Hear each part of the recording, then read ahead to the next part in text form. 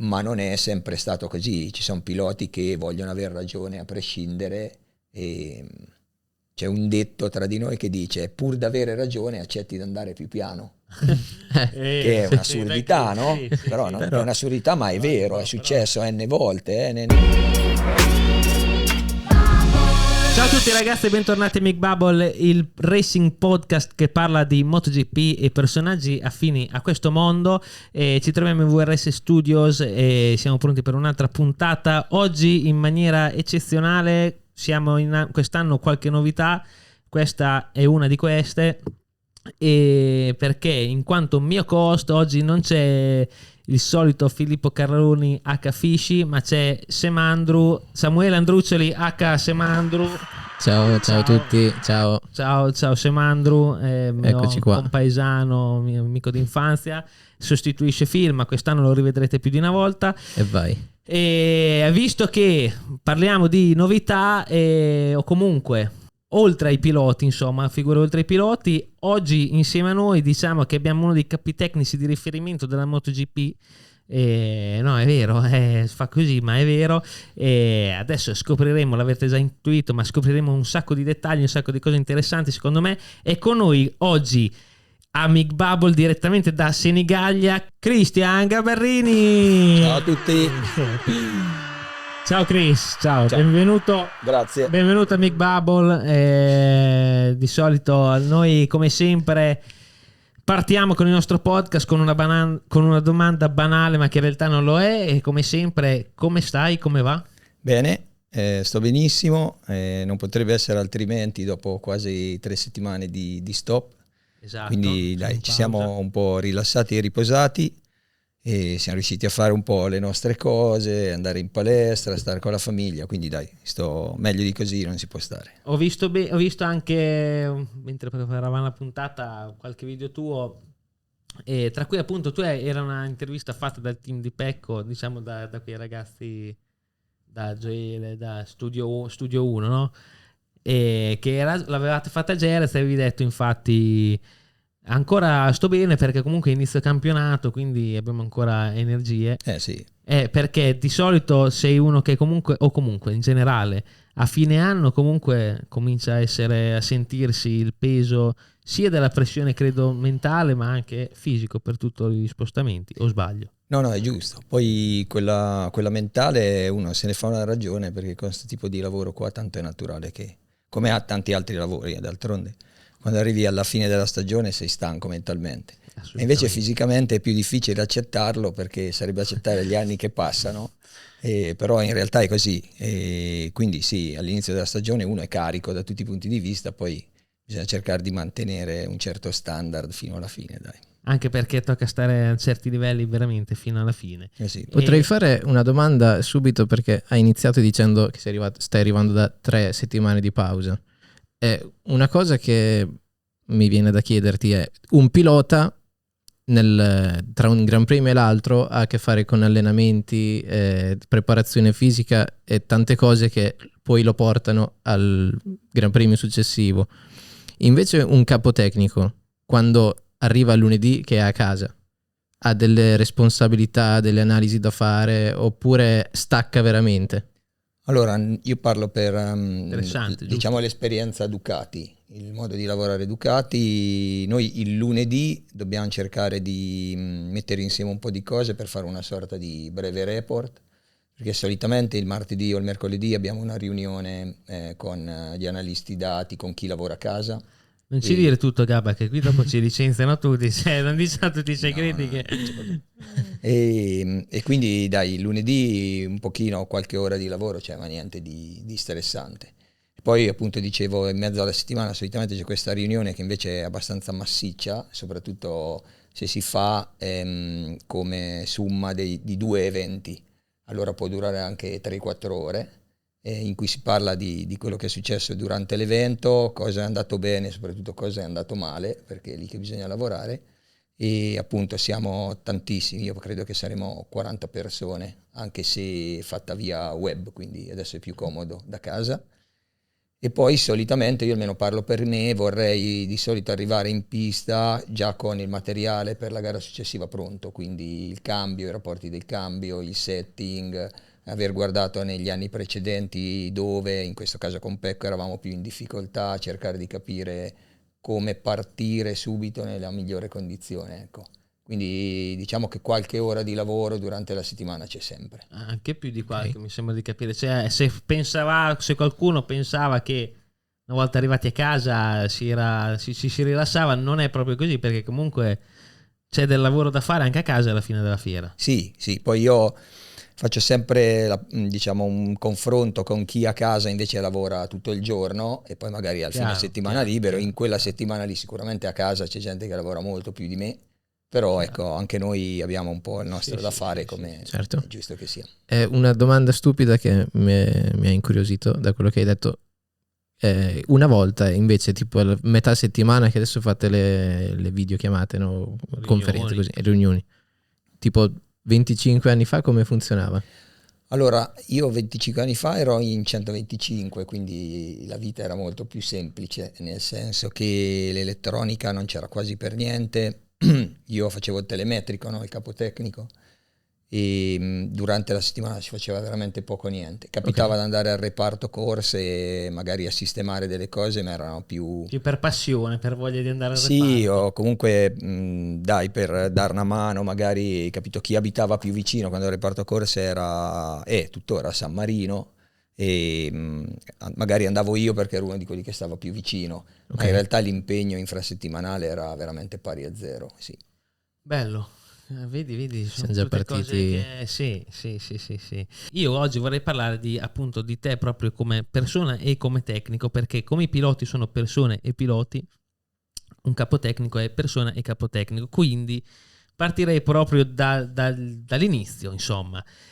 Allora, sei di Senigallia, ma soprattutto scuola, e poi cosa hai fatto quando sei uscito da scuola, e soprattutto come hai iniziato a fare questo lavoro, come ci sei entrato, qual è stato il tuo ingresso, le modalità, perché adesso mi faccio breve, arrivo, però quello che mi piace sempre lasciare comunque è magari a uno che ci sta guardando e dice cazzo, a me mi piacerebbe diventare un capotecnico di MotoGP, e magari sentendo la tua storia di come ha fatto, capito, può sapere come fare. Quindi vai dagli studi in poi e come sei entrato nel motomondiale. Allora, gli studi inizialmente erano assolutamente non votati a questo, perché come la maggior parte degli adolescenti io ho cercato la strada più facile e quindi sono andato a fare l'istituto tecnico commerciale perché ci andavano i miei amici. Sì, la scuola si sceglieva per amici. Esatto, ero appassionatissimo di moto da sempre. Mio papà aveva un'officina, faceva il gommista, quindi non proprio di moto, però comunque i motori, sono sempre stati in casa. E io ero particolarmente appassionato al fuoristrada, al cross, ero veramente malato di motocross e la pista non l'avevo mai presa in considerazione. Avrei voluto fare il pilota. Di cross o di velocità? E di cross, assolutamente, di cross. E questa cosa non è stata possibile per una serie di motivi, e per cui, finito ragioneria, un mio carissimo amico stava frequentando ingegneria, anche lui patito di moto, mi ha detto dai, prova a venire a ingegneria, e io l'ho vista un po' come, diciamo, una strada alternativa al guidarla la moto per arrivare al mondiale, per arrivare a lavorare nelle moto. E quindi ho iniziato ingegneria meccanica. È stata dura perché dalla scuola che avevo alle superiori, insomma, non è che proprio il passo è stato piccolo, digerito facilmente, però insomma, mettendocela tutta, sono uscito da ingegneria e ho mandato qualche curriculum, consigliato da un mio amico che lavorava in quel periodo in 125, il mio vicino di casa tra l'altro.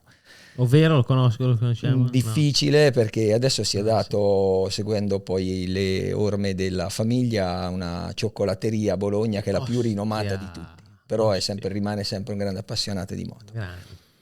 E detto ciò, diciamo, di questi curriculum qualcuno ne è arrivato a segno, per cui andai come ospite a fare l'ultima gara del 2002 a Valencia, ospite del team Campetella. Che aveva due piloti in 250, Depunier e De Bon. E fu anno? fine 2002, novembre 2002 secondo me, ottobre 2002, novembre 2002. Curriculum inviate a un po' di squadre e Sì, una di queste... Sì, questo era un team marchigiano, ho detto se vuoi venire, però guarda, ci sono un po' di compromessi da accettare, devi dormire nel camion con gli altri, io per me non mi sembrava vero. Per cui andai e feci questa settimana lì, tra l'altro una data storica perché fu l'ultima gara delle 502 tempi. Io a ingegneria avevo fatto una tesi su un motore 2 tempi, per cui per me era proprio... Sì, quasi in cerchio sì. che si chiude. E in quella settimana lì distribuì altri curriculum, uno dei quali a Massimo Branchini, che era il responsabile tecnico di tutto il team LCR di Lucio Cecchinello. Grande, che ci terrei a salutare il buon Massi. Assolutamente, perché per me è una persona speciale. Grande, io lo considero un grande amico e mio maestro. Grande, non lo sapevo. Sì, assolutamente. E lui mi disse ti faremo sapere, qualche settimana dopo mi chiamarono, ma cos'era successo? Io intanto non volevo stare senza lavoro, per cui curriculum l'avevo mandato anche a delle agenzie e una di queste mi aveva chiamato, avevo fatto un colloquio per entrare in un'azienda che faceva macchine per imballaggi. Ok. Ero stato assunto. Okay. Un'azienda della mia zona. Se non che la settimana in cui avrei dovuto iniziare a lavorare, il titolare chiamò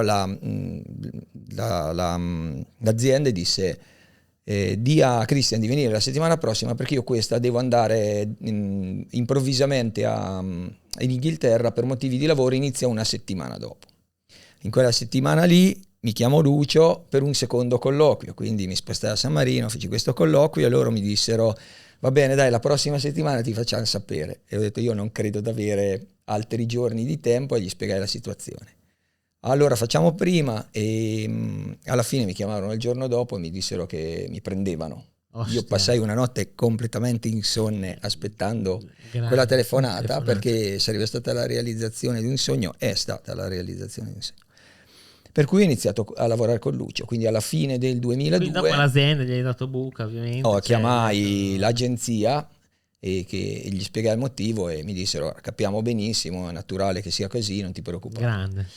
E da lì ho iniziato a lavorare con Lucio, quindi ho fatto il 2003 e il 2004, sì, nel team di Lucio Cecchinello come telemetrista e come un po' analista dati, diciamo, oltre che varie altre mansioni. Senza comunque avere avuto esperienza in pista prima? Zero. Proprio da ingegnere, diciamo. Per questo io dico Massimo per me è una persona speciale perché mi ha insegnato un sacco di cose, mi ha introdotto in questo mondo, sì, e quindi ho iniziato proprio con lui.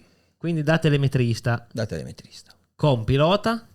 Allora, in 125 dico avevamo, perché io guardavo un po' i dati di tutti e due, Lucio Cecchinello, che era il suo ultimo anno di carriera, e un giovanissimo Casey Stoner, che aveva fatto l'anno prima la 2,5 e poi l'avevano spostato in 125 perché in 2,5 aveva rischiato varie volte di farsi molto male.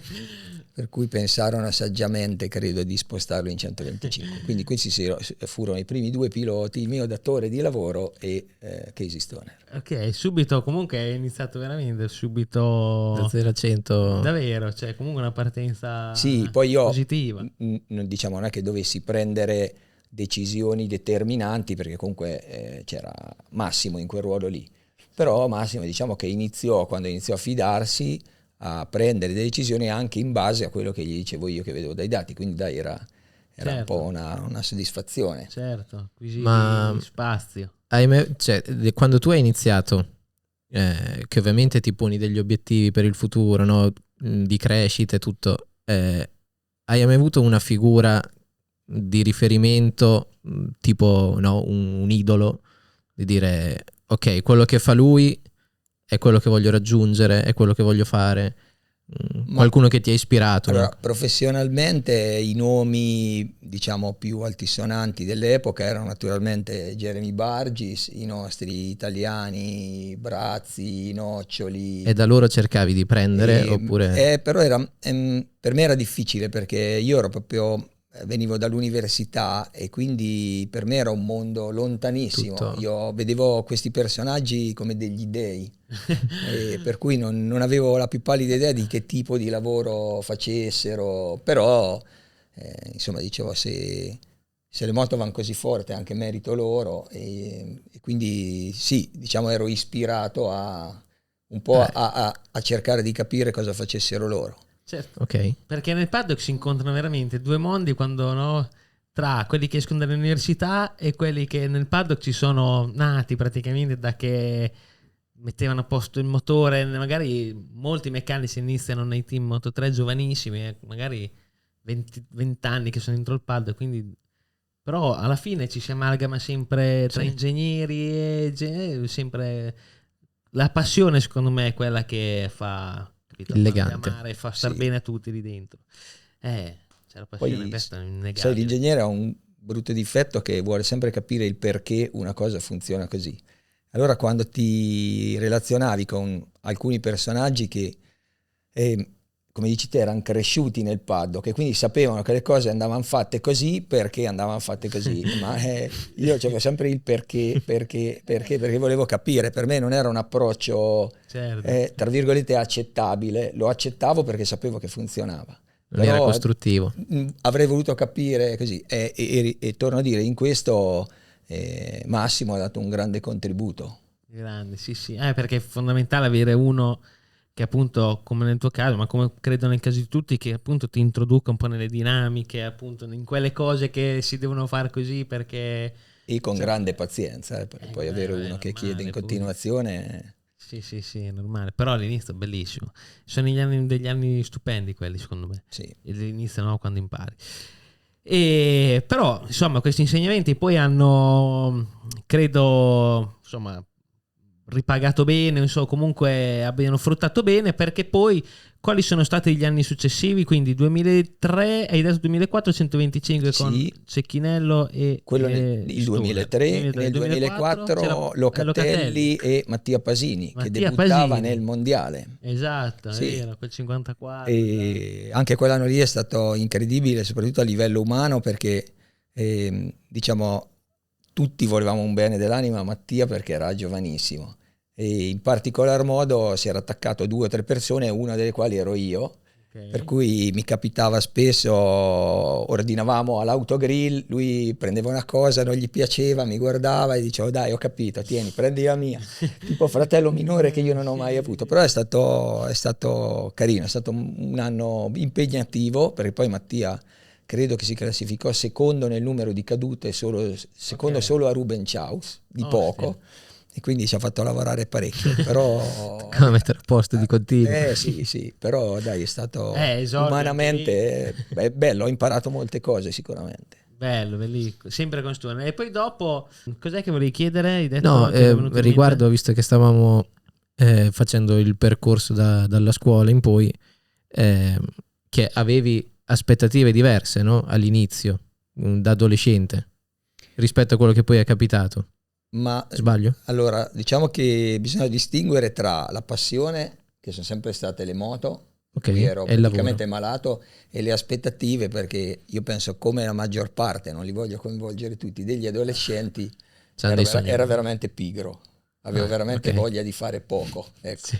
Per Non l'avrei mai cui... detto. Conoscendoti oggi non ti no, si vabbè, vede. ma quel periodo lì è stato Chiaro, chiaro. periodo un po', dai, un po' Certo, da un po' adolescente, chiuso, sì. e quindi lo vedevo molto lontano come mondo, cioè io mi vedevo solo dalla parte dell'utilizzatore, quello che compra la moto, ci va a girare nella pista da cross, Perché gli piace. sì, però era impensabile. Però quando poi hai fatto l'università, volevi fare, cioè eri Sì, direzionato a fare questo. sì, Quindi nel sei senso, entrato dove volevi andare? sì. Ah, ok. Allora, diciamo che ingegneria meccanica in quel periodo in particolar modo era un'università, una laurea che ti avrebbe garantito un lavoro al 100%. Questo Ok. era proprio un dato di fatto. Naturalmente da almeno avere un lavoro a fare il lavoro che è il sogno della tua vita ce n'è in mezzo, quindi a me sì. è andata particolarmente bene, io sono stato molto fortunato perché sì, quello diciamo che è stato il mezzo per cercare di fare quello che avrei sempre voluto fare. E ce l'hai fatta? Sì. Alla Sì, fine, sì. no. Io infatti volevo fare... Volevo arrivare Sì, qui certo. a sentire che ce l'aveva fatta. Esatto, che non è poco, anzi, come la domanda iniziale, come stai, non è poco, ma visto che hai portato, prima dicevamo, portano più caschi capitecnici dei piloti, ma poi più cimeli e caschi capitecnici che i piloti, ma siccome ci hai raccontato prima la storia di questo casco che va raccontata e siamo allineati temporalmente fino a dove eravamo arrivati col racconto, ovvero 2003, io intanto ruoto, faccio vedere in camera il casco, ma tu nel frattempo devi raccontare questi due caschi, perché poi in sovraimpressione, e ci arriveremo nella puntata, ci vedo altri due caschi. Dai, andiamo a prendere.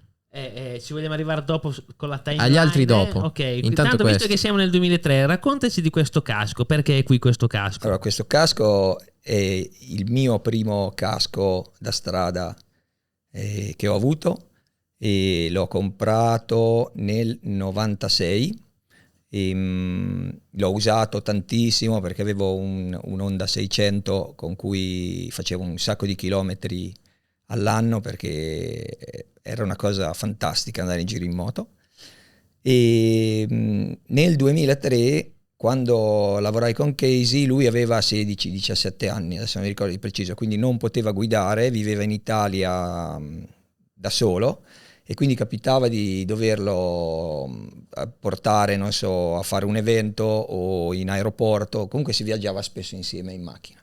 Allora ho pensato una volta di portarmi dietro questo casco, e mi ricordo che eravamo in un autogrill e ci eravamo seduti io e lui su un marciapiede dove si parcheggiano le macchine. Io tirai fuori dal furgone questo casco, perché viaggiavamo sempre in furgone. Gli dissi: prima che tu vinca un mondiale, diventi famoso e ti dimenticherai di me, mi firmi il casco, così posso dire ed avere l'autografo del campione mondiale. E lui si mise a ridere, fa una cosa tipo: sì, te lo firmo, perché poi dopo tanto non ti cagherò più. Esatto, come la sbrighiamo prima. Esatto. E quindi mi firmò sto casco, che io tra l'altro la firma è un po' rovinata, perché continuai a usare perché avevo solo quello. E poi invece, vedi, la vita ha voluto che ci siamo rincontrati, che lui ha vinto il mondiale davvero, e siamo rimasti più che amici, perché non saprei come definire Casey, diciamo, sentimentalmente, però penso un fratello minore, e quindi mi sembrava carino portare questo casco, perché è un po', rappresenta un po' l'inizio di tutto, ecco. questo è veramente un cimelio, cioè questo è proprio bello, con la storia dietro, e la storia tra l'altro insomma quasi romantica, appunto, già nel 2003, Sì. no? È iniziato, hai chiesto autografo e poi insomma, come hai detto, ma appunto, È visto una storia che di vita quotidiana. sì, diversa. tutt'oggi. Sì.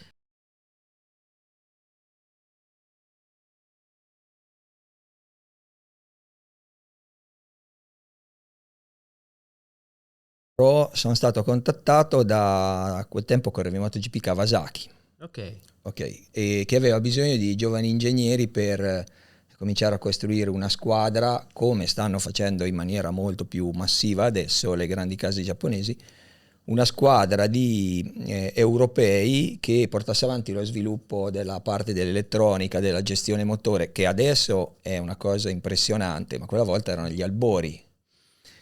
E per cui diciamo che era cosa fatta. Io avevo il contratto a casa, l'avevo firmato, l'avevo rimandato via, ma poi non ho più ricevuto risposta, fino a che il mio referente mi chiamò disperato e disse: guarda che Kawasaki ha fatto, diciamo, una cosa strana, perché ha preso un ingegnere giapponese da un'altra casa giapponese, cosa che non succede mai, e hanno bloccato tutte le assunzioni. E quindi io sono rimasto, che avevo già detto a Lucio che sarei andato in MotoGP. Okay. E Lucio, persona super comprensiva, disse: ci credo, per un ingegnere no. E quindi non sapevo se Lucio mi avesse già sostituito. E dall'altra parte invece mi hanno chiuso proprio la porta in faccia, quindi ho passato una settimana un po', diciamo, non molto serena. Ma durante quella settimana lì, caso ha voluto che, avendo io conosciuto quello che era il direttore tecnico di Ducati Corse, mi chiamò Corrado Cecchinelli, che adesso lavora, il direttore tecnico di Dorna, era il mio capo, e tra l'altro ho conosciuto in bagno facendo pipì, proprio una cosa Sì, sì, e mi disse ma te Però, sei scusa, come avete fatto? Cioè, tipo, come vi siete conosciuti? allora diciamo che entrambi stavamo facendo pipì, io mi giro, lo vedo e per me lui rappresentava il direttore tecnico di Ducati Corse. Certo. Gli dissi, mi scusi, lei è Corrado Cecchinelli? Lui si girò ridendo e mi disse sì, ma puoi darmi anche del tu. Ok. E da lì abbiamo iniziato a parlare, mi fece un colloquio a quel periodo lì e poi disse vediamo se abbiamo bisogno ti chiamo.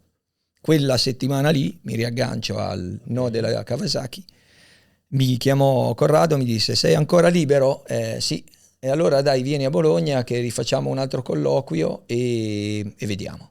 Ok. E in pratica sono andato a Bologna la settimana prima di Natale, a dicembre, e mi hanno assunto e mi hanno detto va bene, il 6 inizi, trovati da vivere qua. Ducati però Ducati. questo, ok. Quindi tu immagina cosa vuol dire trovare un posto dove vivere a Bologna al periodo di Natale. Dio, boh. È stato molto più difficile di tante altre cose lavorative, però diciamo Tante altre cose della mia vita. Sì, per cui sono entrato in Ducati e lì ero l'elettronico e il responsabile tecnico del team satellite, che a quella volta si chiamava team Dantin, Pramac. Sì. Pramac Dantin, certo. E quindi ho fatto questo tipo di lavoro nel 2005-2006. Il primo anno, 2005, c'erano 2 piloti, Hoffman e Cardoso, e il secondo, no, il contrario, il secondo anno, il primo anno c'era solo Roby Rolfo. Roby Rolfo. Mi ricordo perché giocavo sulla PSP a MotoGP 2005-2006, quindi c'era sta gente qui proprio nei team, mi ricordo bene nei team di quell'anno, a PlayStation chiaramente. E quegli anni lì sono stati veramente utili, indispensabili, perché anche se il sistema era molto più semplice e semplificato, io facevo il lavoro quello che adesso chiamiamo l'elettronico, quindi le tarature della gestione motore, che quella volta venivano fatte in maniera, passami il termine, primitiva rispetto adesso. Certo. E lì ho imparato veramente un sacco di cose che non sapevo proprio fare, essendo io di estrazione meccanica, diciamo. E fortunatamente avevo come supervisore e salvatore Gabriele Conti, detto Bistecca, attuale responsabile di tutta l'elettronica Ducati Corse, che mi insegnò veramente un sacco di cose. Ho imparato veramente un sacco di cose da lui ha avuto una pazienza incredibile, forse gli facevo pena visto la situazione in cui versavo, e quindi ho fatto quei 2 anni lì così. E poi a fine 2006, per una serie di motivi, non presero Gibernau nel team ufficiale e presero Casey Stoner. E diciamo che li avevo messi in contatto io, conoscendo bene il papà, avevo messo in contatto il papà con Ducati, loro mi avevano chiesto di parlarci, eccetera. E siccome io lo conoscevo già, ci avevo già lavorato in un modo o nell'altro, mi dissero vuoi andare a fare il capotecnico di Casey Stoner nel team ufficiale? E perché no? Era quello il mio sogno. Sentivo un po' di pressione. Dato che ci sono. Sì, anche perché lì, diciamo, nel team ufficiale il pilota di punta era Loris Capirossi e Casey era stato preso, e mi ricorderò sempre che dissero cercate di non fare troppi danni, se riuscite a fare qualche podio va benissimo e vedete voi, insomma. Belle prerogative. Sì, perché lui aveva il nomignolo di Rolling Stoner. Certo, sì, nel 2006 mi ricordo. Però io avendoci lavorato e avendo visto poi cosa aveva fatto nel 2006 da Lucio con la Honda Satellite, sì. Avevo diciamo intuito come molti altri che non era proprio l'ultimo della classe lui. Sì, ecco. sì. E quindi abbiamo iniziato questa avventura nel 2007 e Casey che passava da una Honda con le Michelin 1000 a una Ducati con le Bridgestone 800.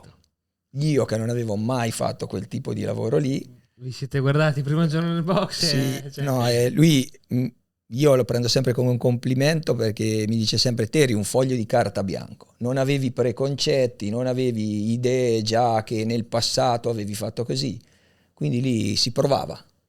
E lui aveva una sensibilità e un istinto fuori dalla norma, e per cui è stato anche un anno di sperimentazione. E poi è finito molto molto bene perché abbiamo vinto il mondiale, è stata una cosa incredibile e quello è stato il primo anno veramente da capotecnico. Ecco. Allora, ma infatti hai citato subito, ovviamente, Casey Stoner, uno dei Fantastici 5 che stiamo trattando, perché è venuto Lorenzo, è venuto Vale, speriamo di riuscire a farli tutti, ma visto che tu, insomma, hai lavorato con molti diversi di questi, e partiamo appunto da Stoner, che hai detto che ha una sensibilità e un istinto, un controllo veramente particolare.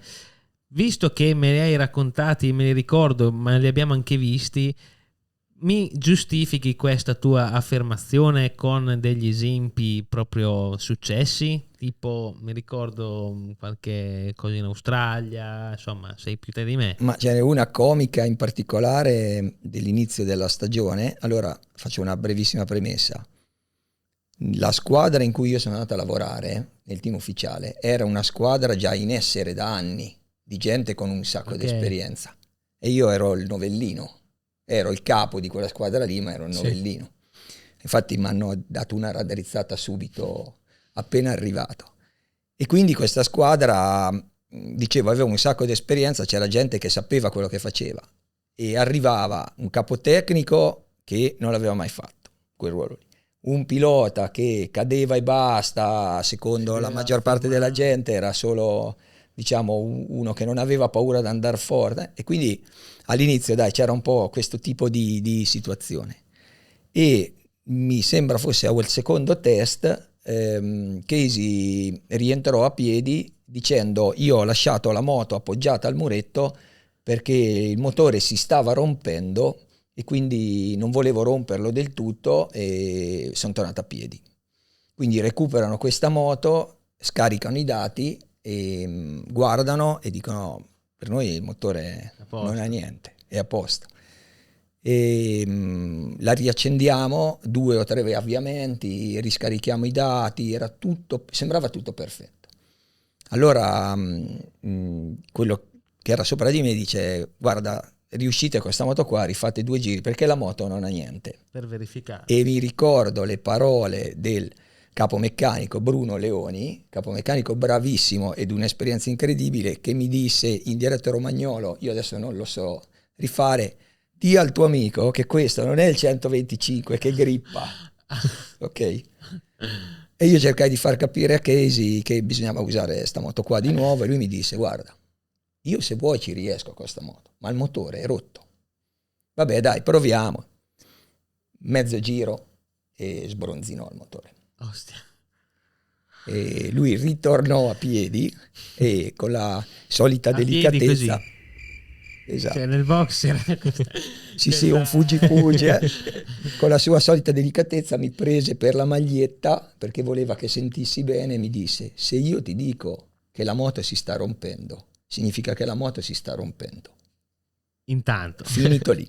Fine. Da quella volta, ogni volta che lui diceva: sento una vibrazione strana, forse lo scarico, via, giù lo scarico, Via. nessuno osò più Dire niente. Ecco, questo era Casey Stoner, Ok. per dire della sensibilità. Certo.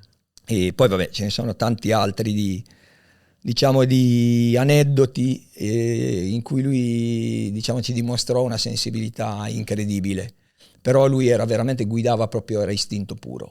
E Ci voglio tornare ovviamente su Stoner, perché poi lo vorrei anche dopo, intanto pensaci, ma ti vorrei fare un po' un paragone tra i top player, i top rider che hai avuto, ovvero Stoner, Pecco, Lorenzo. Poi so che hai lavorato anche con Marquez, non direttamente come capotecnico, ma ci arriviamo.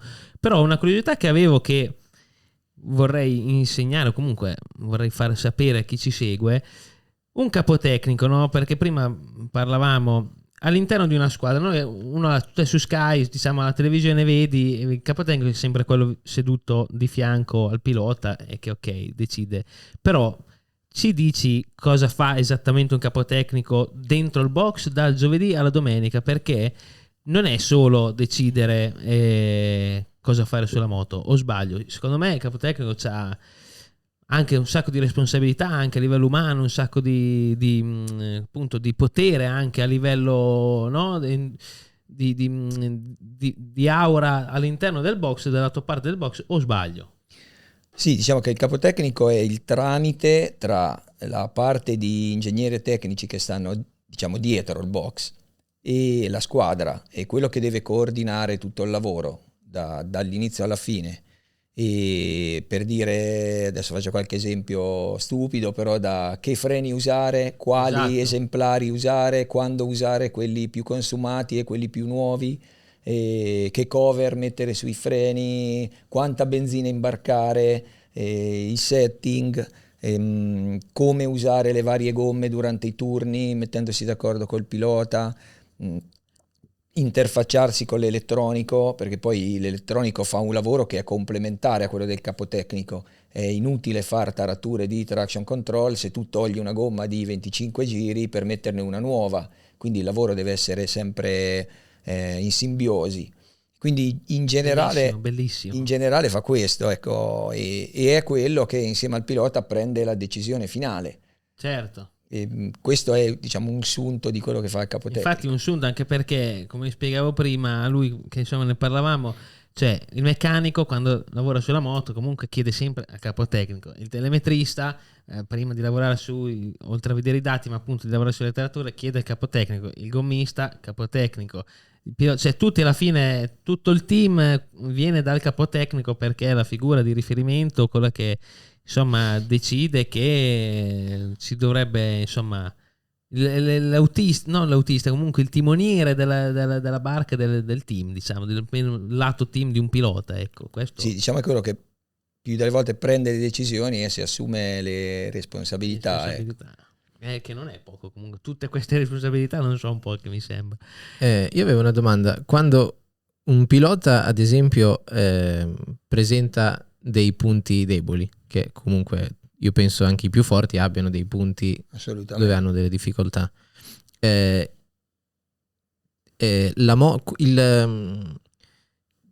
lavoro che viene fatto da voi è quello di cercare di limitare il suo punto debole, o sbaglio? Anche. Allora, sì, si lavora per cercare quantomeno a livello tecnico di metterlo nella condizione migliore affinché in quel frangente lì migliori. Ok, e poi la domanda viceversa è: ci sono delle moto invece che hanno dei limiti che il pilota fa il vostro lavoro, no? Viceversa, riesce a vincere e non farli risultare? Allora, questo è proprio, diciamo, dovrebbe essere la normalità. Nel senso che ogni pilota ha le sue caratteristiche, i suoi punti di forza e i suoi punti meno di forza, perché poi è difficile parlare di punti deboli a quel livello lì, sono tutti mostruosi nella guida. Sì.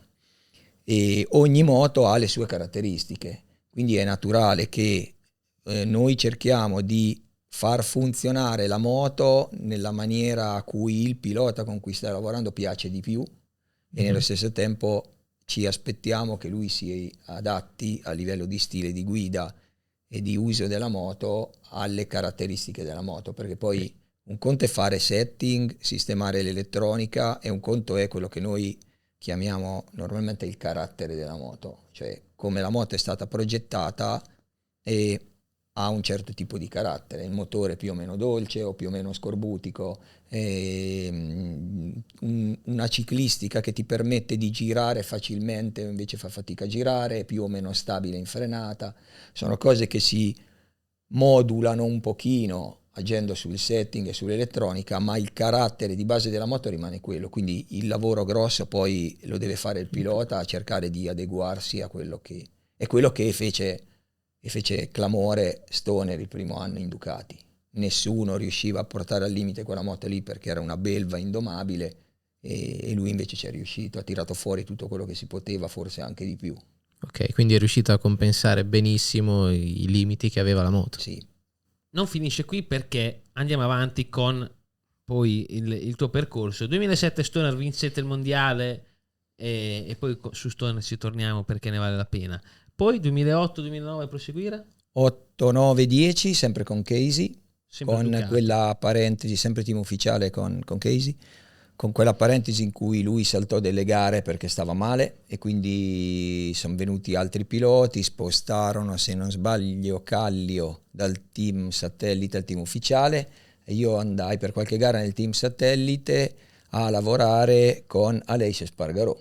Okay. Un giovane Aleix Espargaró, un paio di gare, e non andò neanche male. Fine 2010, anzi non dico inizio, metà 2010 Casey convocò la squadra e disse io sono stato contattato da Honda, vorrei andare perché Honda è sempre stato il mio sogno, ma vado solo se venite voi. Ok. E quindi lì diciamo è stata presa questa decisione trainati da lui, quindi andammo tutti tranne appunto Gabriele, l'elettronico, che era l'unico tra l'altro dipendente Ducati, che rimase poi in Ducati e svolse il lavoro di elettronico di Valentino poi. Ah, ok, sì, 2011-12, sì. Quindi non è che gli sia andata male. Certo. Anche lui, E quindi abbiamo fatto, io almeno ho fatto 11 e 12 nel team ufficiale HRC con Casey. Nel 2011 abbiamo vinto il mondiale subito e 2012 era in testa al mondiale quando mi sembra Silverstone ebbe un infortunio grosso, un incidente grosso. Finì la gara di Silverstone con una caviglia rotta, ma poi è stato costretto a star fuori 2 o 3 gare. O Indianapolis? O Indianapolis, forse Indianapolis. Cioè, io mi ricordo che Indianapolis... No, sei sicuramente più bravo te perché ho memoria. Sì. Sinistrone. Sì. Ma a quell'epoca, differenza Honda Ducati, cioè perlomeno l'ambiente lavorativo, così? Erano due mondi completamente diversi, perché Ducati a quei tempi lì era veramente una grande famiglia. Tu considera che nel 2007 il team ufficiale era composto da 4 ingegneri, i 2 capi tecnici e i 2 elettronici. Così poco? Il capotecnico di Loris Capirossi, Christian Pupulin, detto Pippi, esatto, grande, che poi è quello che mi ha fatto il colloquio e mi ha assunto, okay. Era il mio capo, quindi era anche il responsabile tecnico del team e basta, eravamo noi 4. Quindi le decisioni venivano prese molto in fretta, era molto snello il sistema. Se c'era qualche dubbio si alzava il telefono e si chiamava Filippo Preziosi, che a suo tempo era il direttore tecnico di Ducati Corse. Spesso alzava il telefono lui per parlare con noi anche in maniera abbastanza, diciamo, convincente, perché Filippo non te le mandava proprio a dire. Però era un rapporto bellissimo perché eravamo veramente pochi, era veramente una grande famiglia. Andando in HRC tu entri in un'azienda mostruosamente grande e soprattutto con una storia dietro incredibile. Io ho tirato fuori qualche anno fa, quando ho fatto un trasloco a casa, un diario delle medie pieno di adesivi HRC. Certo. E poi HRC anche nel cross dominava. Certo. E quindi è stata un'ennesima realizzazione di un sogno. E il sistema di lavoro era molto diverso perché le potenzialità di HRC rispetto a Ducati degli fine anni 2008-2009 erano immensamente più grandi. E poi, vabbè, i giapponesi sono proprio completamente diversi da noi. Per quanto qualche giapponese... Allora, diciamo che lì a capo di tutto c'era Nakamoto, che veniva dalla Formula 1, quindi era un giapponese abbastanza occidentalizzato nei modi di pensare. Però il giapponese tipico è molto lontano come mentalità da noi. E non è un giudizio, io sostengo che noi molte cose dovremmo impararle da loro. E come loro da noi, il compromesso forse sta nel mezzo, il miglior compromesso. Per cui mi dovetti un po' adeguare a quel sistema di lavoro lì, ma fu facile alla fine, perché diciamo la moto era un'opera d'arte e tutto quello che arrivava era perfetto e funzionava, magari non andava più forte, però funzionava bene, non si rompeva mai, era il mondo dei balocchi. Un bel ambiente. E quindi ho fatto quei 2 anni lì con Casey. Alla fine del 2012 Casey, Honda, di cui un titolo nel 2011. Non sorvoliamo, insomma, subito. Perché, insomma... E secondo me ci sarebbe stato anche il secondo di sì, mi ricordo che comunque... Poi mi ricordo che andando a Le Mans, nel 12 invece ha vinto Lorenzo. Credo Lorenzo, sì. Nell'11 Stona. E andando a Le Mans mi chiamò Livio Suppo, che era il team manager di HRC, dicendomi: sei seduto? Sì, sto guidando, sono in macchina. Ti devo dire una cosa, Casey ha deciso di smettere. Oddio. Però io non rimasi così sorpreso, perché tornando indietro nel tempo, più o meno il periodo in cui lui firmò quel casco lì, mi disse: il mio sogno è vincere un mondiale in MotoGP. Fatto quello, per me è fatta. Quando abbiamo vinto il mondiale nel 2007, lui ribadì questo concetto, disse: io sono felicissimo per tutti noi, però quello che dovevo fare per me l'ho fatto. Da adesso in poi è un po' come se ogni anno fosse uno in più. Poi aveva fame di vincere, eccetera, però lui era una persona molto semplice e il suo sogno l'aveva veramente già realizzato. Bello. E quindi non sono rimasto molto sorpreso di questa cosa, anche perché un po' me l'aveva già accennato precedentemente. Quindi alla fine di quell'anno lì sostituirono Casey con Marc Marquez, che però si portò 2 o 3 dei suoi uomini, tra cui il suo capotecnico della Moto2. Quindi io fui messo a fare l'ingegnere di supporto, quello che con me era un tecnico giapponese, quell'anno lì lo feci io. È stato un anno abbastanza duro perché io non ero proprio ben visto da certi personaggi, diciamo, attorno a Mark. Ok. E, ma così a prescindere? Cioè, nel senso, un po'... sai, io comunque ero l'ex capotecnico di Stoner e quindi diciamo Certo, che... un po' un avversario già prima di... Diciamo così, dai. Okay.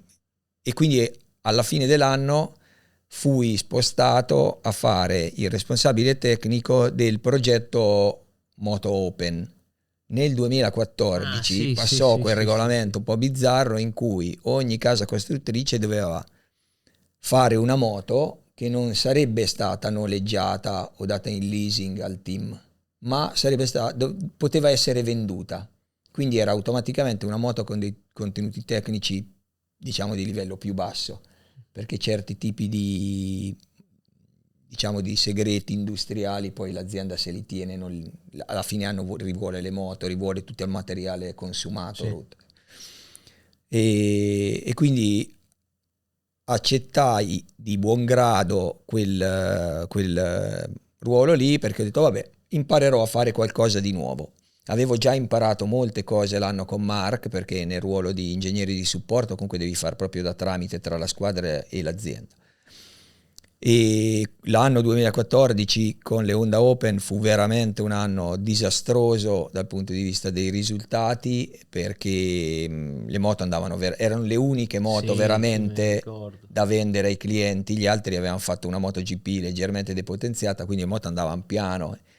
Quindi a livello di soddisfazioni lavorative, dal punto di vista di riuscire a tenere tutto assieme, sì, ma a livello di risultati zero.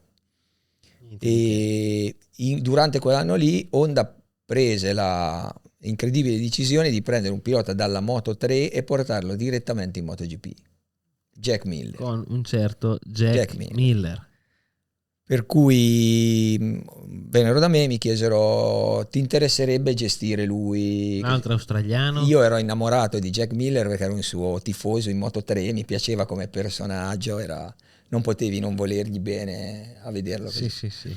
E quindi i 2 anni successivi, 2015 e 2016, ho fatto il capotecnico di Jack Miller con l'Honda Satellite. Il primo anno da Lucio. Di nuovo da Cecchinello, sì, comunque c'è. E il secondo anno da Mark VDS. Incredibile. 2 anni incredibili in cui mi sono veramente divertito.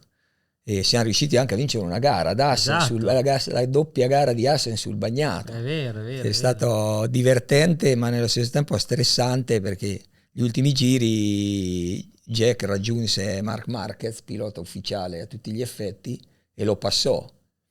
E io dentro di me ho pensato: se lo butta giù siamo tutti licenziati, stavolta ci mandano a casa tutti, perché il giro è finita davvero. E invece siamo riusciti anche a vincere una gara. Bello. Che gara, me lo ricordo, bellissimo. Alla fine di quell'anno lì si fece sentire Ducati dicendo: guarda, noi abbiamo preso Jorge Lorenzo, vorremmo che facessi te il capotecnico. Quindi ti hanno richiamato? Sì, io ero veramente affezionato a Jack e HRC era un'esperienza meravigliosa, però dentro di me ho pensato anche: questi sono treni che non passano mai nella vita, non è che passano una volta. Avere la possibilità di lavorare con Jorge Lorenzo, con cui tra l'altro avevo avuto dei contatti quando lui era in Yamaha, e non capita mai. Per cui alla fine mi sono spostato, sono tornato nel 2017 in Ducati con Jorge e abbiamo fatto 2 anni con Jorge Lorenzo, 17 e 18.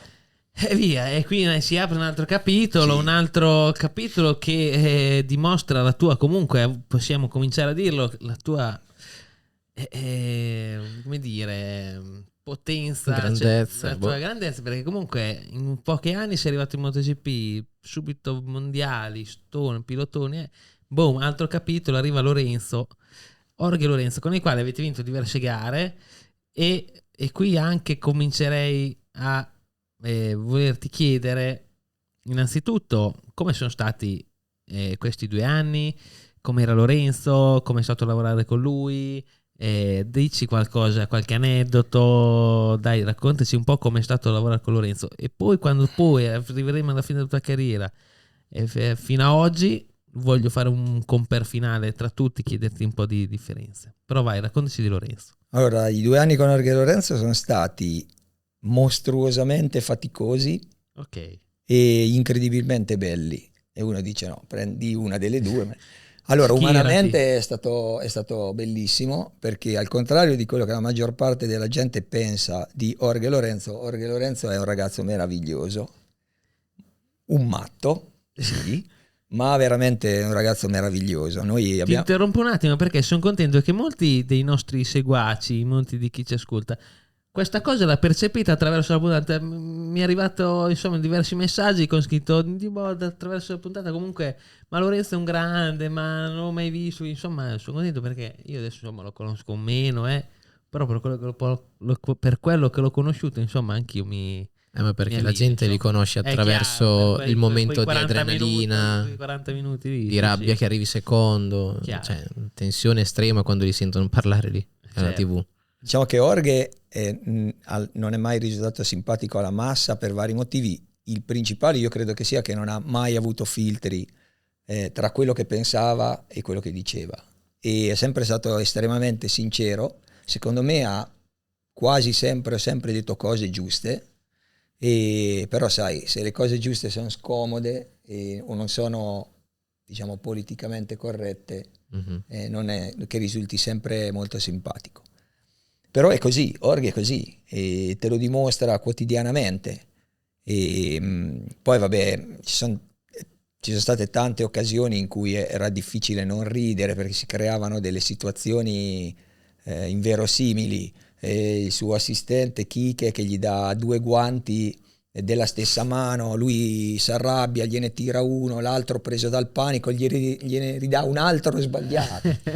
Capito? Quindi dopo te sei lì, Sì. questo durante i turni, oppure non lo so, non c'erano le saponette alte, quindi gliene fa 2, avvitandoli con le vite automordenti, alla prima piega scintille da tutte le parti e noi a dirgli scappa via che sei morto. Sono stati 2 anni veramente belli, e devo dire che Jorge aveva 2 caratteristiche incredibili.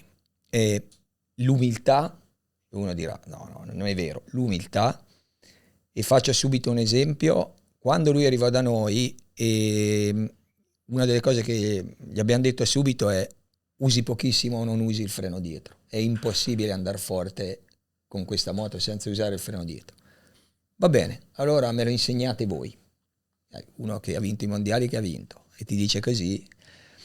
E al test di Sepang, quindi credo il primo test dell'anno, e il secondo giorno siamo arrivati in pista, pioveva, ma non pioveva, non era né bagnato né asciutto, e quindi non girava nessuno.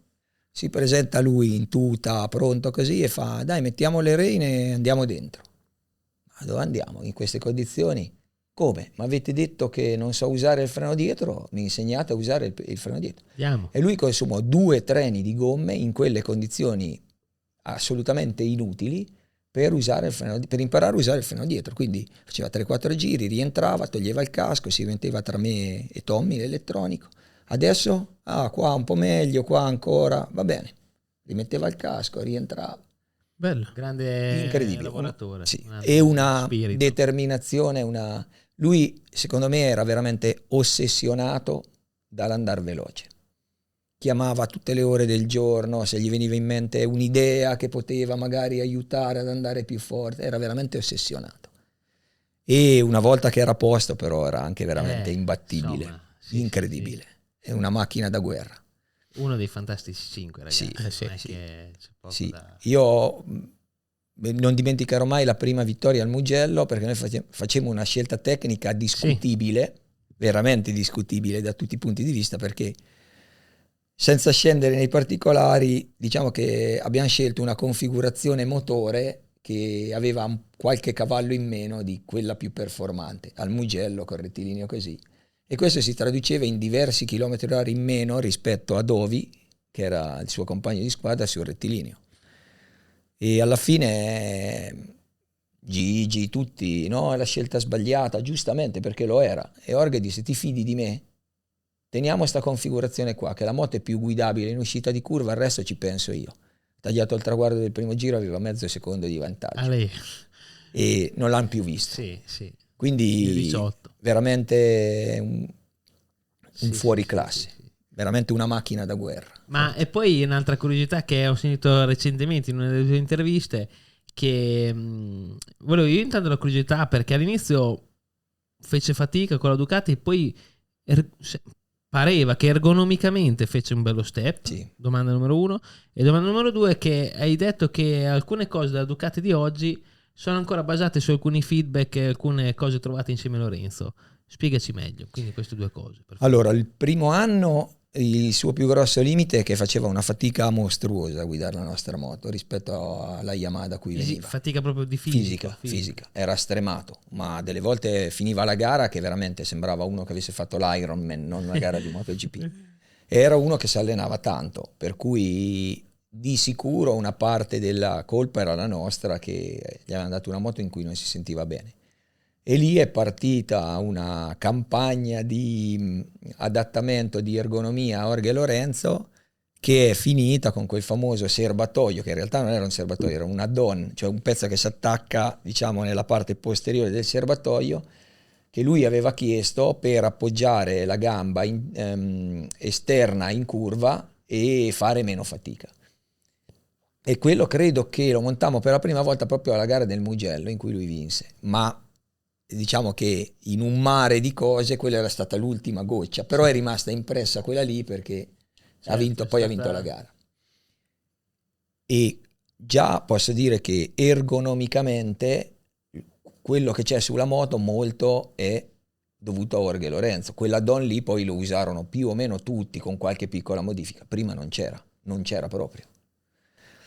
E molte delle cose che poi sono state ulteriormente sviluppate sulla moto a livello aerodinamico e a livello di tante altre cose vengono da richieste pressanti di Jorge Lorenzo. Io vorrei che la moto non facesse così quando sto piegato e metto la marcia. E quindi gli ingegneri a casa hanno fatto dei capolavori e sono riusciti ad accontentarlo. Quelle che usò Jorge, diciamo che erano forme primordiali di questi, chiamiamoli marchingegni, che però sono tuttora a fase di sviluppo molto sulla moto oggi. Quindi sì, ribadisco che molto di quello che c'è della Ducati di adesso è grazie a Jorge Lorenzo. A me affascina queste cose, cosa volete che vi dica? A me questa puntata mi sta piacendo un botto, cosa volete che vi dica? Sono sincero. E visto che appunto io voglio continuare, ormai Gabbo, se avevi da fare oggi tocca star qui. Sono libero. Benissimo. E quindi per Lorenzo abbiamo già io vorrei reso conto per fare una parentesi, visto che abbiamo parlato di tanti piloti e di te che ti rapporti con loro, sarebbe bello sapere il rapporto con il pilota, che da quanto abbiamo capito in tutto questo tempo è fondamentale, è la prima cosa che riguarda un capotecnico. Se nel rapporto con un pilota non è sempre rose e fiori il rapporto, da cosa può creare delle tensioni nel rapporto, cioè magari il capotecnico che decide una cosa e non si può muovere quella decisione e il pilota sì. Cioè, dove nascono le tensioni tra questi due lavori? Allora, le tensioni nascono fondamentalmente, se nascono dai due caratteri, ok, uno dei quali è, diciamo, dominato da un ego infinito, quello del pilota, e altrimenti non farebbe quello che fa. Sì. Che questo non bisogna dimenticarselo, ma il pilota nella stragrande maggioranza dei casi, se uno di quelli buoni, ha un ego spropositato. E quindi dal carattere, diciamo dalle differenze del carattere delle due persone, e naturalmente dalle divergenze di opinioni. Perché se tu pensi che per andare meglio bisogna fare in un modo e io penso diametralmente opposto, sicuramente ci sarà da discutere. Da discutere non vuol dire da litigare. No. Chiaro, perché La tensione, da discutere. Sì. certo. E qui diciamo entra in ballo quello che secondo me è la cosa più importante, che ci deve essere un rapporto di estrema fiducia tra i due. Cioè non ci deve essere mai il minimo dubbio. E apro e chiudo una parentesi proprio attuale. E nell'ultima gara, mi sembra, sì, un turno di Bagnato che stava asciugando, Pecco avrebbe voluto montare una gomma media, io ho insistito per montare una soft, è stato un mio errore, perché poi andava meglio la media, ma lui si è fidato e ha fatto quello che ho detto io. Okay. Quindi è stato un mio errore, però è questo rapporto di fiducia che fa sì che quando devi prendere una decisione in 5 secondi non c'è tempo di pensare. Certo. Quindi o ti fidi o non ti fidi. Poi no, appunto, ho portato questo esempio proprio perché non è che va sempre bene, Certo. anzi. Però magari Si la può fiducia sbagliare. data in quel momento lì che poi crea anche la stessa fiducia in un momento magari ti dà Esattamente. un più. Esattamente. Ma la parola finale della decisione è del pilota. È del pilota. Okay. E del pilota nella stragrande maggioranza dei casi. Questo è stato un evento più unico che raro, perché sulle gomme soprattutto il pilota ha veramente la decisione finale, perché è quello che le guida e che quindi ha il feeling, il feedback di quello che fanno le gomme. Anche se noi ormai abbiamo degli strumenti abbastanza affilati per capire quale sarà il comportamento della gomma.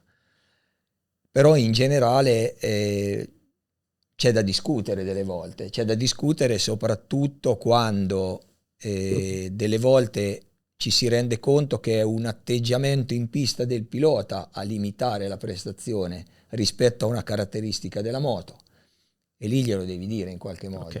Lui è un essere umano, quindi andargli a dire: ascolta, sì, ma anche te qua bisogna che fai così, ci vuole insomma un po' di feeling tra i due. Certo. Per andare diretti, sì. E noi siamo stati, diciamo, fortunati perché Pecco ha un carattere molto tranquillo in generale, e con me e Tommaso Pagano, l'elettronico, c'è una fiducia totale, per cui capita di discutere, però è sempre abbastanza semplice risolvere questi tipi di problemi. Ma non è sempre stato così, ci sono piloti che vogliono aver ragione a prescindere, e c'è un detto tra di noi che dice: pur d'avere ragione accetti di andare più piano. Che è un'assurdità, no? Però non è un'assurdità, ma è vero, è successo n volte, diciamo. E quindi ecco, questo secondo me sono le due cose che possono, per rispondere brevemente alla tua domanda, creare questi tipi di tensioni: il confronto tra i due caratteri e confronto sulle scelte, direi. sì, la divergenza di opinioni. Io con Pecco ho avuto, porto il mio esempio, uno scontro subito, chiamiamolo così, perché Pecco adesso un po' meno, però in generale era molto permaloso.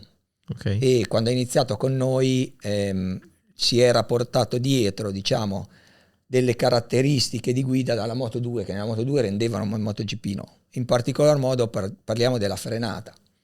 E mi ricordo che a un certo punto io, non dico persi la pazienza perché è difficile far arrabbiare me, però gli dissi: ascolta, se tu vuoi continuare a guidare una moto con le molle della Bic, la penna davanti, non frenerai mai forte, non andrai mai forte.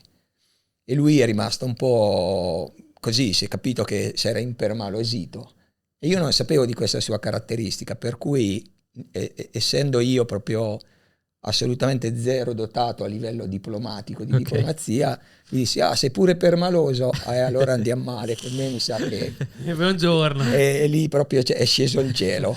Poi Carola, sua sorella, che lo conosce da una vita, ne subisce tutte le peripezie da quando era piccolo, mi disse: hai fatto benissimo, perché lui è permaloso, ma a lui serve una persona così, che gli dica le cose come stanno.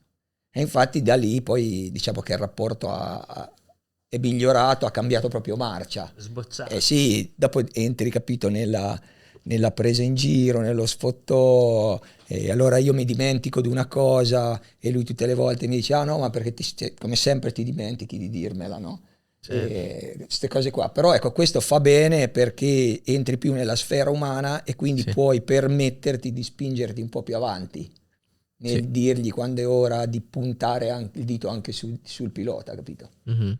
Questo credo che questo è un... Abbiamo fatto, grazie a te, abbiamo fatto una bella panoramica anche su appunto il rapporto, come ho introdotto, umano tra due umani che fanno una cosa in quel momento, un lavoro Diciamo tra pilota e la squadra in generale. certo, però appunto ci sono tutte queste sfaccettature che non si vedono, ma appunto anche, come hai detto, una parola detta in un modo piuttosto che in un'altra, poi creano quelle sinergie, creano la possibilità di spingersi nel lavoro per fare delle cose che servono per arrivare a star lassù, perché sennò non si potrebbe stare in cima, insomma, in cima al mondo in MotoGP. Ecco. E questo infatti abbiamo già iniziato a parlare di Pecco praticamente, perché era già, adesso eravamo arrivati il 18 con Lorenzo, ma nel 19 fino Passa al team Pramac a oggi. con Pecco Bagnaia, questo nuovo campione del mondo della Moto 2. E Gigi è venuto da me, Tommy, a dire noi avevamo pensato a sta cosa qua, cosa ne pensate? E noi l'avevamo un po' seguito perché era nell'aria, sapevamo che Pecco sarebbe venuto in Ducati e quindi dai un po' un'occhiata gliela dai di come sta andando. Comincia Così a guardare la Moto 2. c'era piaciuto sia come pilota che poi ci avevamo parlato una volta, si era fermato con lo scooter a fare due chiacchiere una sera lì tra le hospitality e quindi dai abbiamo detto perché no, e ripartiamo da un rookie che è una figata e così siamo andati io e Tommy nel team Pramac e abbiamo fatto i primi 2 anni con Pecco nel team Pramac. Rapporto, come abbiamo anticipato, che è duraturo fino ai giorni d'oggi, Sì.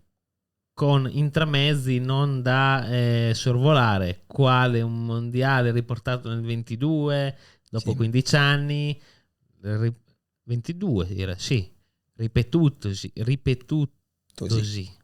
da voi Difficile. nel 23 anche, direi. E quindi non so, direi altri 4-5 anni, quanti anni? Ormai anche 6, direi un 5-6 anni di altri 5-6 anni di grande livello con Pecco Bagnaia. Apriamo un altro capitolo della Madonna della tua carriera, direi. Quindi, cioè, adesso forse è arrivato il momento.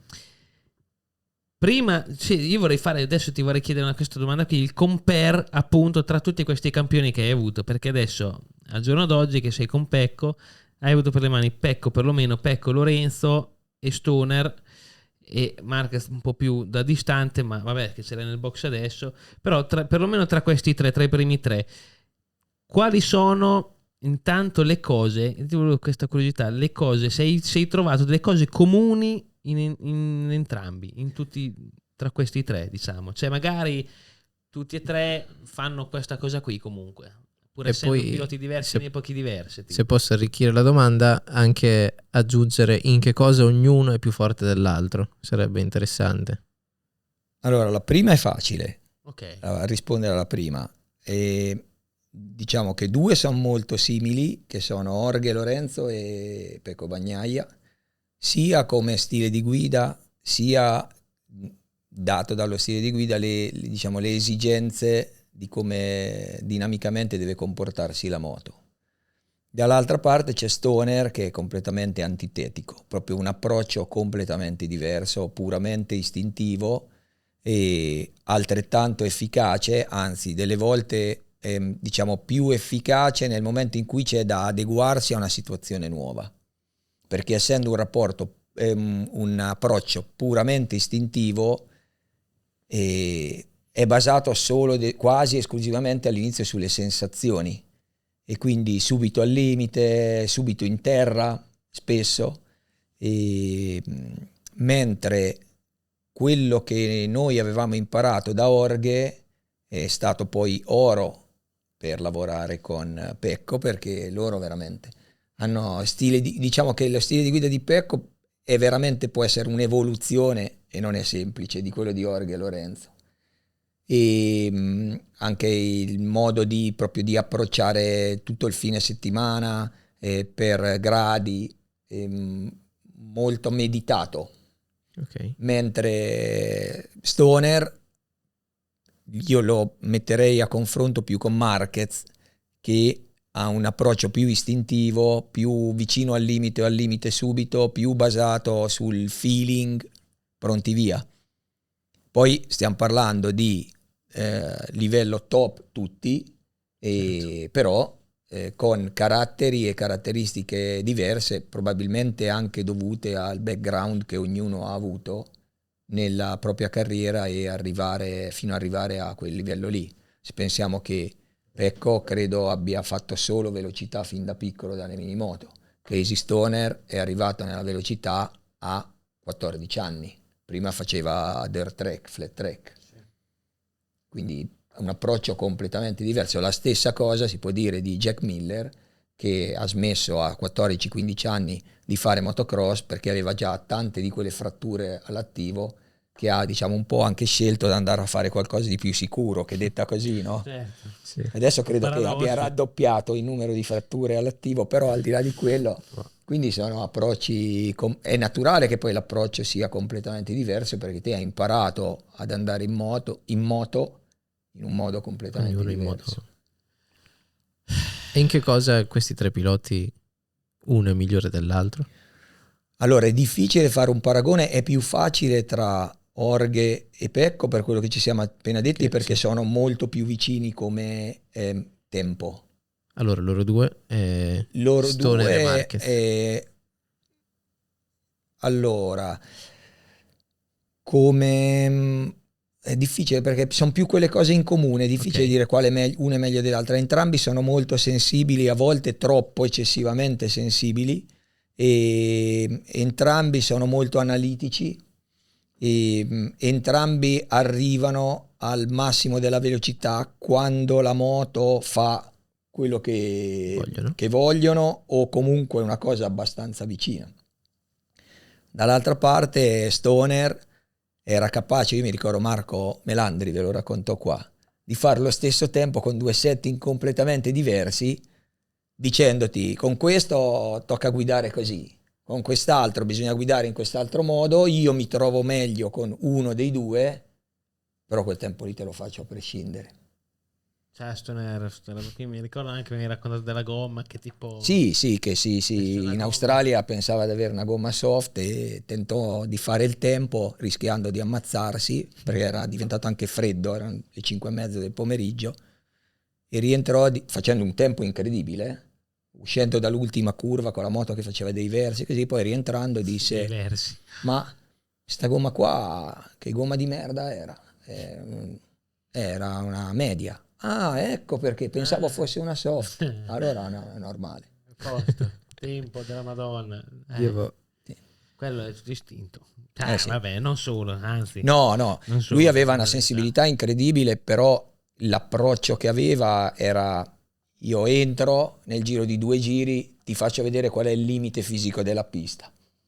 Ti faccio vedere come tocca fare. Era stato soprannominato, quando lui andò in onda dai ragazzi di Ducati, lo spazzino, perché lui magari quando la pista era sporca aspettava un attimo ad entrare, gli altri giravano con dei tempi, no?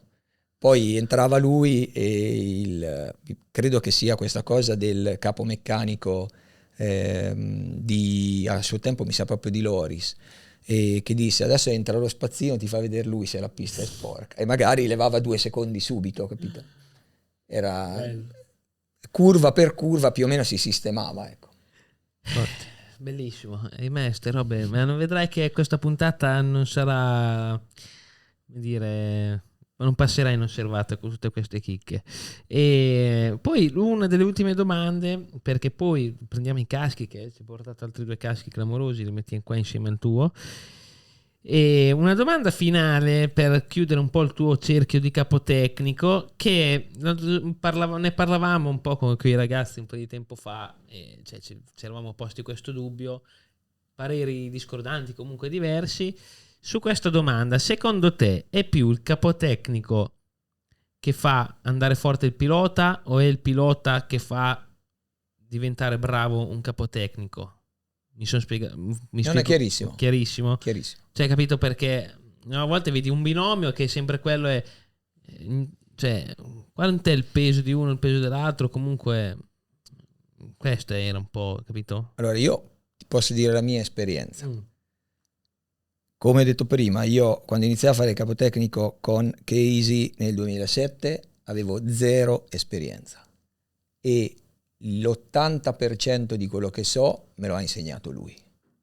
Proprio non faccio nessuna difficoltà a dire questa cosa.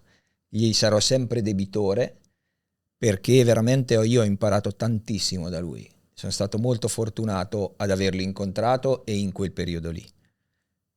Credo che 2007-2019, quindi 12 anni dopo, io abbia un po' anche contribuito a far crescere Pecco come pilota di MotoGP.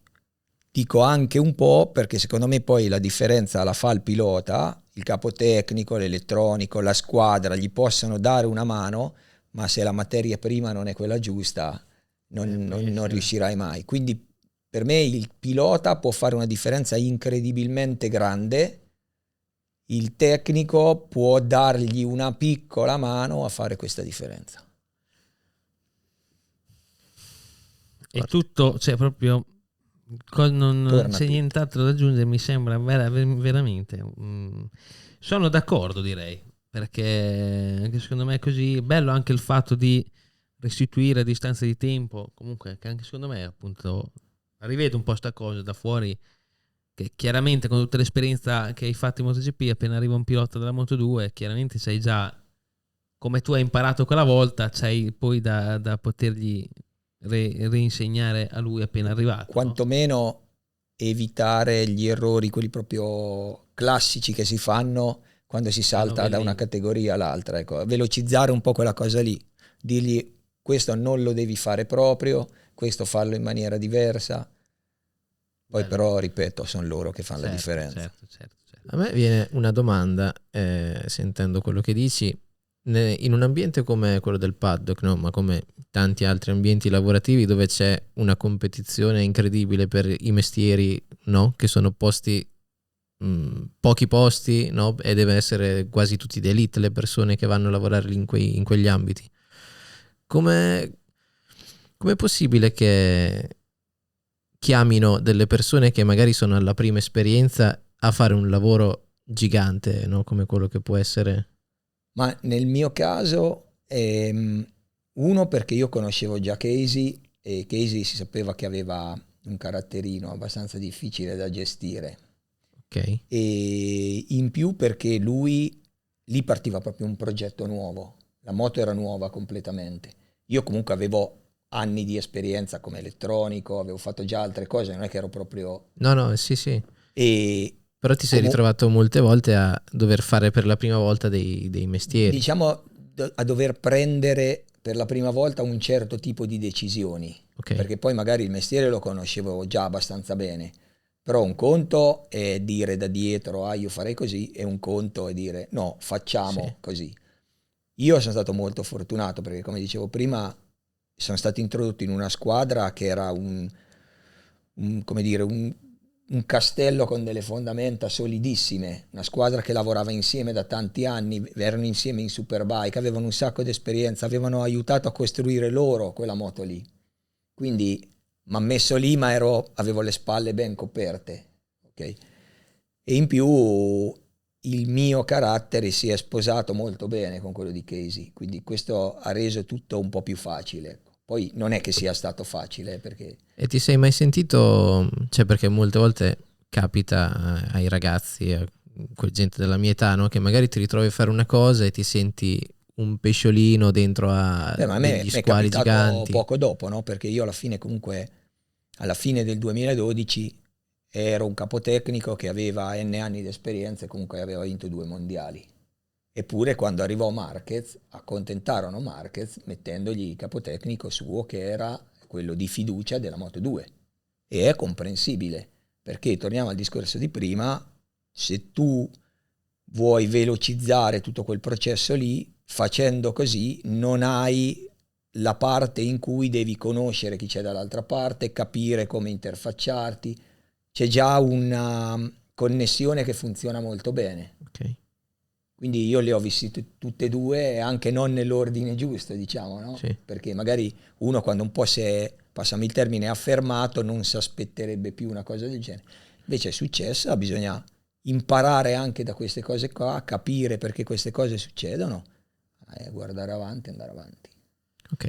Non è finita perché stiamo finendo, perché comunque è 1 ora e 27 di registrazione, non abbiamo limiti, ma cominciamo a essere verso la fine. Io credo che la tua onorevolissima carriera, tuttora in corso, da capotecnico e non solo, l'abbiamo affrontata, descritta, la finiremo di affrontare quando con i 2 caschi che ci spiegherai. E mi sembra veramente un piacevolissima chiacchierata, tutto fighissimo, ma c'è anche un altro tassello della tua vita, ovvero quali sono le sensazioni, perché tu hai 2 figli, di cui uno, il buon Matteo Gabba, detto Gabagar, vabbè, che sta diventando un pilotino, una nuova promessa all'interno dell'Academy. L'anno scorso andavamo a gara insieme, insomma l'ho seguito da vicino al CEV, e comunque quest'anno grande step, e insomma vabbè, giovanissimo che sta crescendo. Com'è la vita da babbo barra capotecnico barra babbo di un pilota? Quindi cioè non solo c'hai un mondo dentro un altro mondo, quindi come va la vita da babbo pur essendo Cristian Gabarrini? Come la vivi la vita del padre di un pilota? Allora, questa cosa si è evoluta moltissimo, e soprattutto in questo ultimo anno, diciamo, perché fondamentalmente io credo di essere Cristian Gabarrini per tutti tranne che per lui. Esatto. Mi spiego meglio. Per lui è difficilissimo accettare un consiglio da me, perché comunque so il papà. Chiaro. E lo capisco benissimo. E infatti vado a ritroso. Quest'anno, come tu ben sai, sono andato solo ad una sua gara, stando ben lontano dal box, proprio per non creare nessun tipo di tensione così.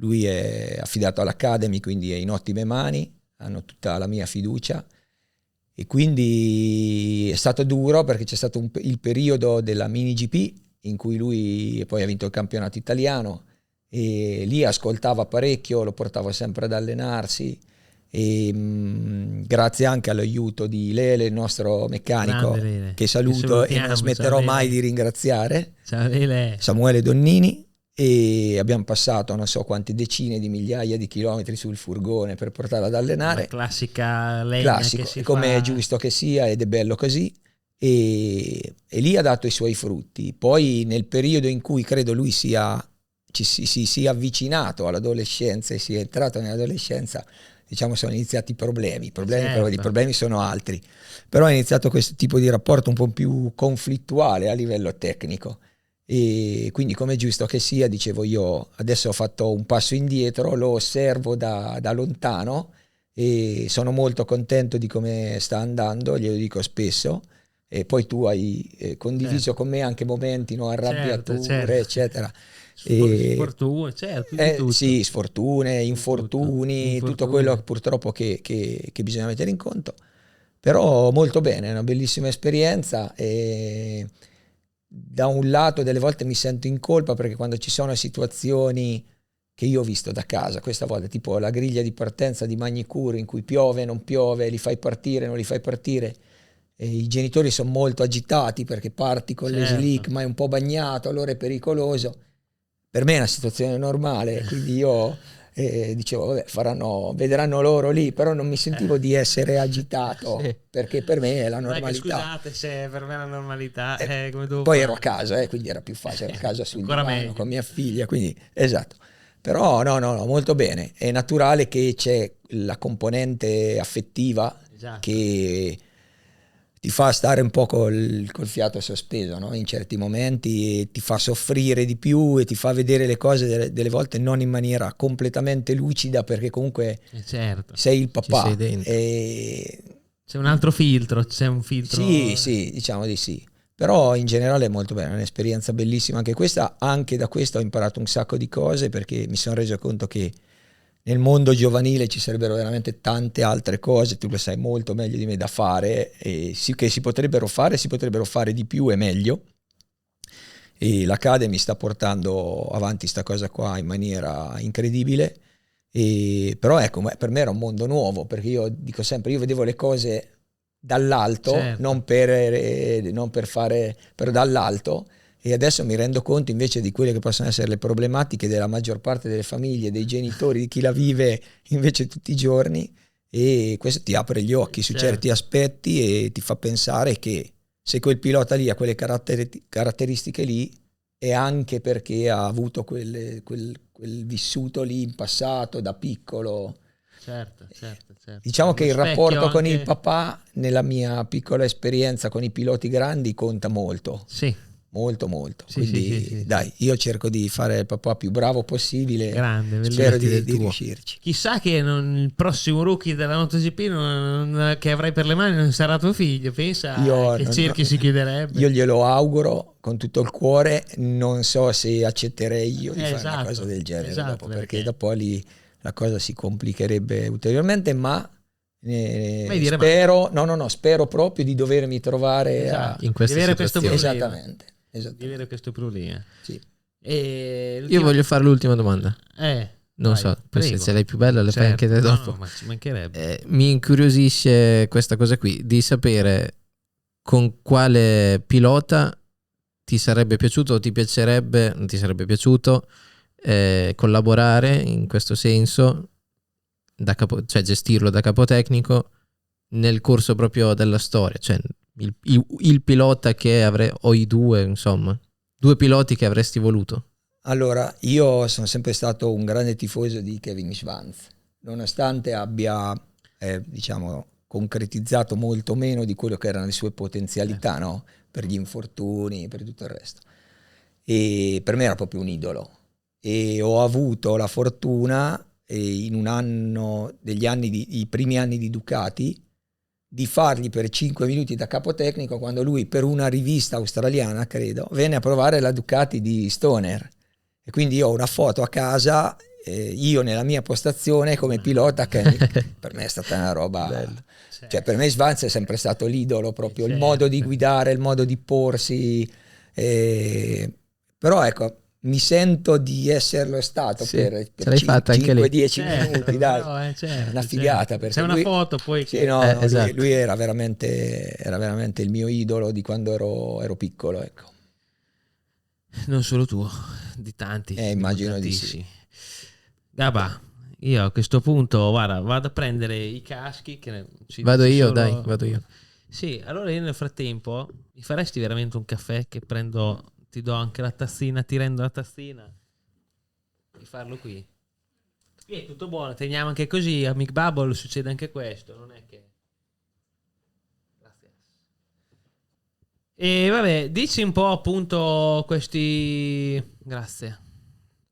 Dici un po' di chi sono questi caschi, se qualcuno non avesse capito. Allora, quello tutto alla mia destra è il casco di Casey del 2008, se ricordo bene, e credo che sia il casco della gara della Malesia che ha vinto. Allora, no, aspetta, fai vedere perché... Torno a dire se ricordo bene, perché la memoria non è il mio forte. Certo, però intanto vabbè, casco di Casey Stoner. Però è quello vero, sudato, esatto, dentro. Sudato, dietro logo, Soprattutto la chicca di questo casco che mi ricordo già da quel tempo è il ricamo sull'interno. Sì. Visto solo sui caschi di Stoner, veramente. Ricamo sul casco di Casey Stoner. E poi voglio fare un appello, mi stai inquadrando? Un appello a tutti coloro che maneggiano i caschi. No, non fare così con le mani, una cosa importante. Chi maneggia i caschi, le mani... Cioè, c'è un divieto solo, non mettere le mani nella visiera. Non è che il casco si prende con le gettine, se sbaglio. non è che il casco si prende così come fosse un pallone. Il casco va preso delicatamente e non si mettono le dita sulla visiera, ok? Prima e ultima volta che ve lo dico. Ok, quindi casco di Stoner maneggiato con cura, direi chicca clamorosa, bellissimo. Tra l'altro è tutto fatto a pennello, credo. Chi glielo faceva? Max Design. Sì, c'era già l'uno. Sì, dovrebbe essere 2008 quello. Sì, 2008. Invece l'altro? L'altro è uno degli ultimi di Pecco e mi sembrava carino, senza portarne altri a parte il mio per quel discorso del famoso autografo, portare il primo e quello attuale, che quindi è un po' l'inizio e l'attualità. Casco di Pecco. Che come d'accordi tra me e te... Sì, lascerò a te, visto che non te ne ha mai lasciato uno, te lo lascio io. Grazie Pecco, grazie Chris. E poi vabbè, mi metterò d'accordo io con lui, dai. Con lui, quindi questo non scappa più da qua dentro. Perfetto. Altro grande cimelio, molto più leggero di quell'altro, fa conto anche la tecnologia dei caschi negli anni. Diciamo che ci sono 15 anni in mezzo, forse 20. Ragazzi, non posso fare altro che come sempre ringraziare la mia regia oggi come sempre, mio host esclusivo, ma non lo rivedrete Samuandro, certo. Gabba, grazie mille. Grazie a voi ragazzi, grazie mille. Veramente grande puntata, sono molto contento ragazzi. Se volete sapere cosa succede nei migliori box della MotoGP con i migliori piloti del mondo, questa è la puntata giusta. Succede a Mick Bubble. Ciao e grazie a tutti. Ciao a tutti. Ho gli effetti. Ciao.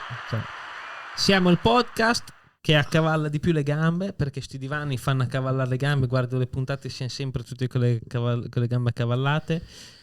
E siamo il podcast più difficile da dare la mano per l'ospite, perché c'è il microfono nel mezzo.